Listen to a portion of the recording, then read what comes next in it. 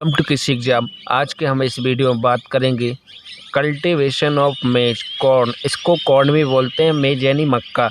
तो मक्का की खेती के बारे में आज हम इस वीडियो में संपूर्ण जानकारी बात करेंगे, तो वीडियो को अंत तक आवश्यक देखें। अभी तक आपने हमारे चैनल को सब्सक्राइब नहीं किया तो सब्सक्राइब कर दें दोस्तों, और बेल आइकन को भी प्रेस कर दें। और वीडियो पसंद आए तो लाइक कर दीजिए दोस्तों, और सभी दोस्तों एग्रीकल्चर स्टूडेंटों तक शेयर करें। बहुत ही इम्पोर्टेंट वीडियो है। और स्टार्ट करते हैं आज का वीडियो। तो बॉटनिकल नेम ऑफ मेज, तो मक्के का बॉटनिकल नेम है जिया मेज। तो मक्के का बॉटनिकल नेम है जिया मेज। और कौन सी फैमिली से बिलोंग करता है? ग्रेमनी। ग्रेमनी फैमिली से बिलोंग करता है। आपको बता दें, मक्का का उत्पत्ति स्थान ओरिजिन प्लेस मैक्सिको तथा अमेरिका माना जाता है। और भारत में 16वीं सदी में पुर्तगालियों द्वारा इसका आगमन हुआ मक्के का। क्लासिफिकेशन ऑफ मक्का, तो मक्के के बारे में आपको बता देते हैं। मक्का के दाने की विशेषताओं के आधार पर निम्न प्रकार से वर्गीकृत कर सकते हैं। तो डेंट कॉर्न, तो एक पाया जाता है डेंट कॉर्न। तो डेंट कॉर्न की बात करें तो यह मक्का संयुक्त राज्य अमेरिका में बहुत प्रचलित है। सूखने पर दाने की ऊपरी सतह पर गड्ढा बन जाता है और दाना दांत की तरह दिखाई देता है, इसलिए इसे डेंट कॉर्न भी कहते हैं। तो संयुक्त राज्य अमेरिका में पाया जाता है डेंट कॉर्न। एक और है, सेकंड है फ्लैंट कॉर्न।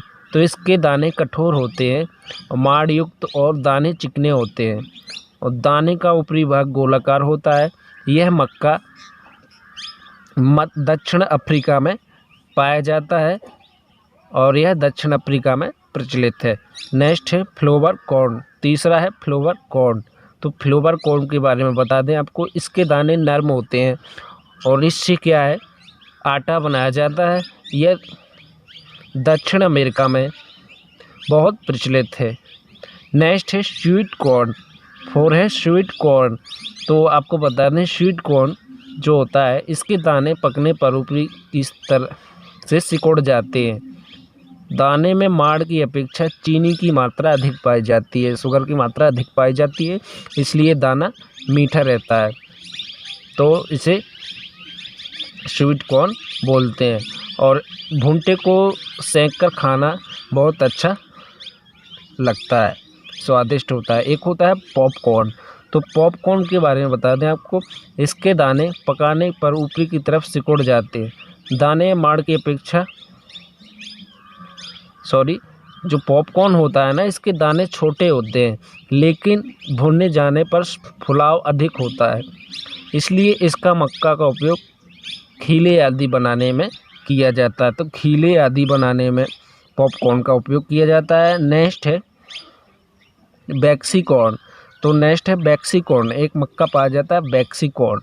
तो बैक्सीकॉर्न, इसके दाने खोखले और काटने पर मोम की तरह चिपकने लगते हैं। इसका उपयोग मुख्यतः चिपकने वाले पदार्थ बनाने तथा कपड़े और कागज़ के कारखानों में किया जाता है। नेक्स्ट है पैड कॉर्न। पैड कॉर्न, इसका मक्का का प्रयोग दाना और संपूर्ण भुट्टा छिलने से ढका रहता है। यह मक्का की प्राचीन किस्म है, इसकी खेती नहीं होती है। यह प्राचीन किस्म है, इसकी खेती नहीं होती है। आगे देखते हैं क्लाइमेट। तो क्लाइमेट के बारे में बता दें, मक्का ग्रीष्मकालीन फसल है। तो मक्का कौन सी है? ग्रीष्मकालीन फसल है। तापमान की बात करें तो 21 डिग्री सेंटीग्रेड से 28 डिग्री सेंटीग्रेड तापमान की आवश्यकता पड़ती है। सॉइल यानी मृदा की बात करें तो दोमट मिट्टी, जिसका पीएच मान 6.0 से 7.0 उपयुक्त माना जाता है पीएच मान।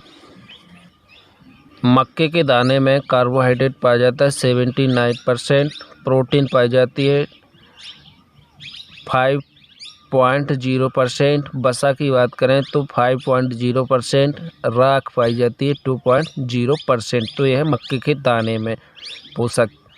और आपको बता दें, इसमें स्टार्च की मात्रा सबसे अधिक पाई जाती है। मक्के में स्टार्च की मात्रा सर्वाधिक पाई जाती है। बायोडीजल के उत्पादन हेतु प्रयुक्त फसल मक्का का प्रयोग किया जाता है। तो बायोडीजल में भी मक्के का फसल का प्रयोग किया जाता है। मक्का खरीफ, रबी एवं जायद तीनों ऋतुओं की फसल है। तो मक्का खरीफ रबी जायद तीनों ऋतुओं की फसल है। खरीफ में मक्की की बुवाई जून में करते हैं। तो खरीफ में मक्की की बुवाई जून में करते हैं। मक्का एक कैसा पौधा है? उभयलिंगीय पौधा है। मक्का एक उभयलिंगीय पौधा है। मक्का में पर परागण होता है। तो मक्के में पर परागण होता है। इसके नर पुष्पक्रम को टिसिल कहते हैं। तो इसके नर पुष्पक्रम को टिसिल कहते हैं। आगे देखते हैं, पौधे से टिसिल को हटाने की प्रक्रिया को डिटिलिंग कहते हैं। डिटिशलिंग कहते हैं। डिटिशलिंग कहते हैं। मक्के से टिसिल हटाने की प्रक्रिया को डिटिलिंग कहते हैं। विश्व मक्का उत्पादन में भारत का 7वां स्थान है। तो विश्व में मक्का उत्पादन का भारत का 7वां स्थान है। मक्के की प्रोटीन को जीन कहते हैं। तो बहुत से एग्जाम में पूछ लिया जाएगा, मक्के की प्रोटीन को क्या कहते हैं? जीन कहते हैं। मक्का उत्पादन राज्य, तो मक्का उत्पादक राज्य है आंध्र प्रदेश, कर्नाटक, महाराष्ट्र, तमिलनाडु। आंध्र प्रदेश, कर्नाटक, महाराष्ट्र, तमिलनाडु। मक्का क्षेत्रफल की दृष्टि से राज्य देखे जाएँ तो कर्नाटक, महाराष्ट्र, मध्य प्रदेश और आंध्र प्रदेश है। इम्प्रूव्ड वैरायटी, उन्नतशील किस्में, तो लोकल वैरायटी जो है जौनपुरी, सफ़ेद, रुद्रपुरम, KT 41 आदि ये लोकल किस्में हैं। हाइब्रिड मक्का, तो हाइब्रिड मक्का हो गई दक्कन, रंजीत, गंगा 2 आदि, ये हाइब्रिड मक्का की किस्में हैं। कंपोजिट वैरायटी हैं जो नॉनवेज, किरण, माही, कंचन आदि, ये कंपोजिट वैरायटी है। सोइंग की बात करें तो सोइंग के लिए जो कतार से कतार दूरी रखते हैं 60 सेंटीमीटर और पौधे से पौधे की दूरी 25 सेंटीमीटर। यदि गहराई की बात करें बुवाई के लिए तो गहराई की 6 सेंटीमीटर गहराई पर बोनी करना चाहिए। मिनरल्स एंड फर्टिलाइज़र, तो मक्के के लिए मिनरल्स एंड फर्टिलाइज़र नाइट्रोजन 120 से 150 kg, फास्फोरस 50 से 60 kg, पोटास 40 से 50 kg प्रति हेक्टर देना चाहिए। बीड कंट्रोल की बात करें तो 20 से 30 दिन बुवाई के बाद बीड कंट्रोल कर देना चाहिए और अल्ट्राजिन नामक रसायन का प्रयोग भी कर सकते हैं। आगे देखते हैं, मक्के की फसल में कुछ कीट लगते हैं तो इंसेक्ट, तना बेधक, स्टीम बोरर।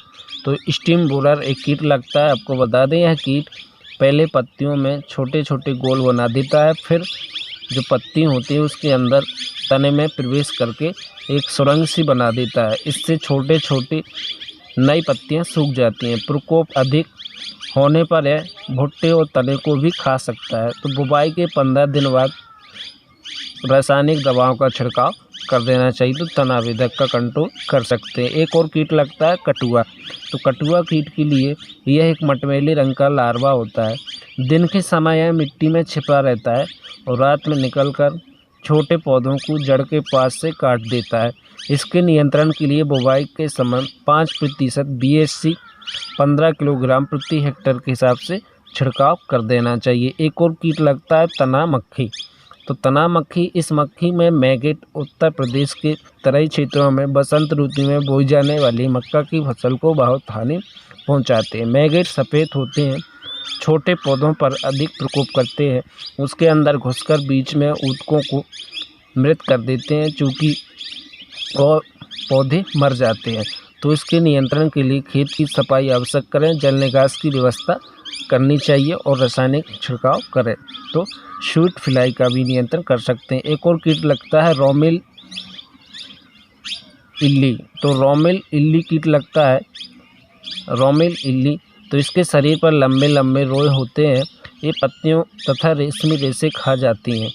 तो इसके नियंत्रण के लिए क्लोरोफाइरिफास आदि दवाओं का स्प्रे करना चाहिए। अब बात करते हैं रोग डिसीज।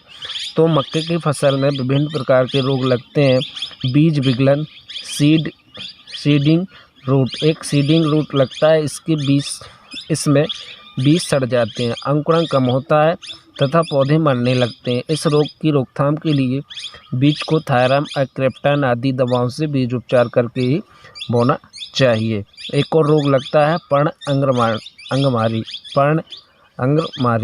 तो इसमें क्या होता है, पत्तियों पर अंडाकार लंबे भूरे धब्बे उभरते हुए जैसे निचले हिस्से में अधिक पाए जाते हैं। कभी कभी देखें तो पौधा झुलसा हुआ दिखाई देता है और लाली लिए हुए भूरे रंग का समांतर धारियों में विकसित हो जाते हैं।